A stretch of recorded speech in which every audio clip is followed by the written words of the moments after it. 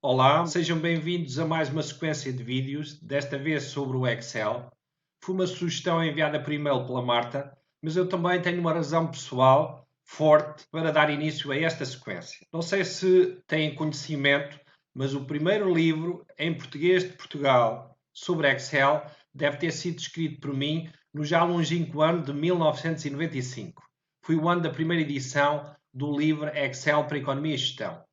O livro já vai na quinta edição, o que significa que tem tido uma boa aceitação entre os utilizadores do programa. O objetivo dos vídeos é partilhar convosco a minha experiência na utilização do programa. Vamos então já para o Excel.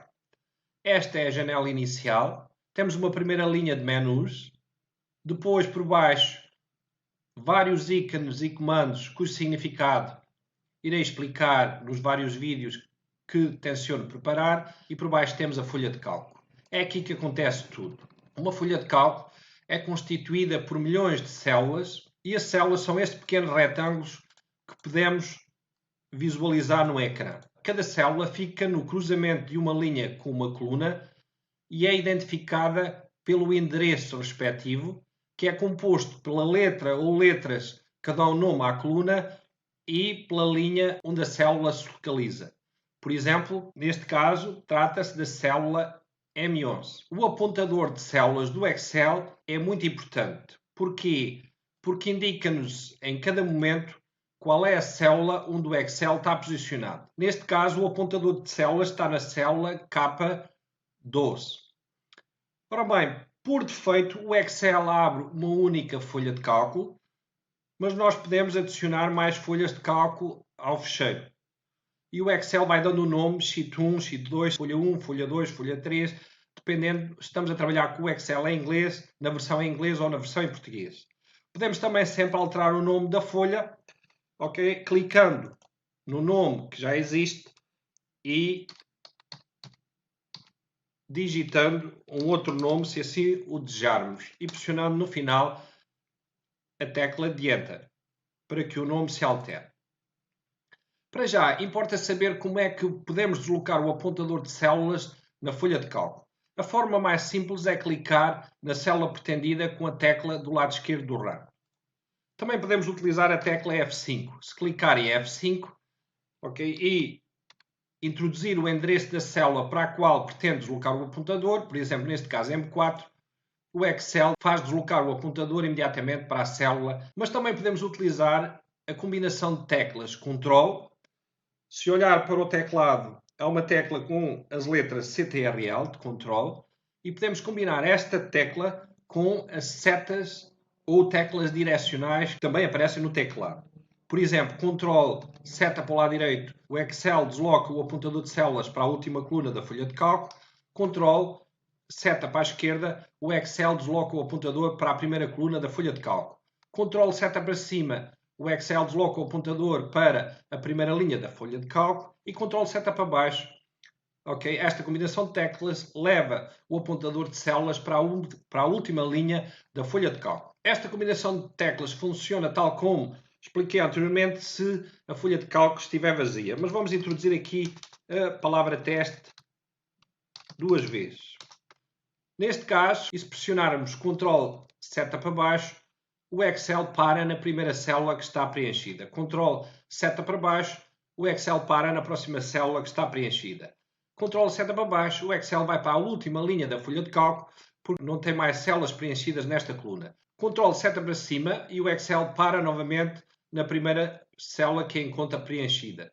E assim sucessivamente. O mesmo acontece se utilizarmos a combinação de teclas Ctrl seta para o lado direito. Uma vez o apontador na célula A12, se pressionar as teclas Ctrl seta para o lado direito, o Excel para na primeira célula que encontra preenchida na linha. Se não houver mais células preenchidas, a combinação Ctrl seta para o lado direito leva-nos para a última coluna da folha de cálculo. Podemos agora apagar estas duas palavras, voltar e falar de outras duas teclas que são fundamentais para deslocar o apontador de células na folha de cálculo. Se clicar na tecla Home, desloca o apontador de células para a primeira coluna, mas mantendo-se sempre na mesma linha. A combinação de teclas Ctrl Home desloca sempre o apontador de células para a célula A1, a primeira célula da folha de cálculo. Importa também saber quantas linhas e quantas colunas constituem a folha de cálculo. Para isso, vou fazer aqui uma operação que não vou explicar, mas que nos permite chegar à quantidade de colunas, 16.384. E o nome da última coluna é constituída pelas letras X, F, D. Como já perceberam, o Excel vai dando nome às colunas, utilizando as letras A, B, C, depois A, B e assim sucessivamente, combinando as letras até por fazer as 16.384 colunas. Quanto ao número de linhas, se clicarem em Ctrl seta para baixo, vão ver que a última linha é a 1.048.576. Portanto, tendo em conta este número de colunas e este número de linhas, facilmente concluímos que a folha de cálculo é constituída por milhões de células. Neste primeiro vídeo é também importante saber como introduzir dados numéricos e não numéricos numa folha de cálculo. A primeira coisa a fazer é sempre deslocar o apontador de células para a célula onde pretendemos introduzir os dados. Depois começamos a digitar, por exemplo, a palavra teste. Depois de digitada a palavra, que também aparece cá em cima na linha de edição, temos duas formas de fazer aparecer definitivamente o conteúdo na célula onde está o apontador. A forma mais habitual é clicar na tecla Enter, mas também podemos utilizar as teclas direcionais, isto é, as setas. Se depois de digitada a palavra teste clicarmos na seta para cima, o Excel deposita a palavra teste na célula I6 e desloca o apontador imediatamente para cima, para a direita, para a esquerda ou para baixo, dependendo da seta que estamos a utilizar. Neste caso concreto, utilizei a seta para baixo, mas também posso utilizar a seta para o lado direito e o Excel deposita a palavra teste na célula I7 e desloca imediatamente o apontador para a célula J7. Mas também podemos introduzir dados numéricos, o número 98, por exemplo. E podem observar já aqui uma grande diferença. Quando se trata de dados não numéricos, o Excel ajusta o conteúdo à esquerda da célula, e quando se trata de dados numéricos, o Excel ajusta o conteúdo à direita da célula. Portanto, é uma forma muito rápida e expedita de sabermos como é que o Excel está a reconhecer os dados. Se trata de dados não numéricos ou se trata de dados numéricos. Vamos ver este exemplo para chamar a atenção desta diferença. Suponhamos que queríamos adicionar 6 mais 8 e introduzíamos 6 mais 8 na célula 11. O que é que observam? O conteúdo da célula foi ajustado ao lado esquerdo e não surgiu qualquer resultado. O que é que isso significa? Que o Excel não entendeu o 6 mais 8 como uma soma.